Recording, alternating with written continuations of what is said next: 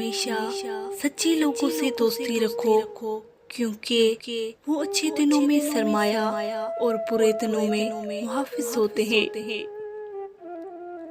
जिस्मानी अमराज परहेज से जाते हैं और रूहानी अमराज परहेजगारी से।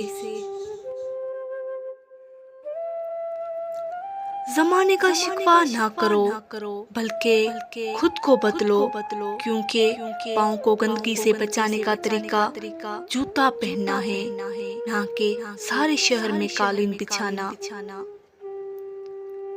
गलती माने और गुनाह छोड़ने में कभी देर मत करो, क्योंकि सफर जितना तवील होता है वापसी उतनी ही दुश्वार होगी। घर में दाखिल होते वक्त पाँव के अंगूठे और हाथ की कलाई पर दर्द उठे तो समझ जाओ तुम पर किसी ने जादू किया है। जो शख्स तुम्हारा गुस्सा बर्दाश्त कर ले और वो साबित कदम रहे तो वो तुम्हारा सच्चा दोस्त है।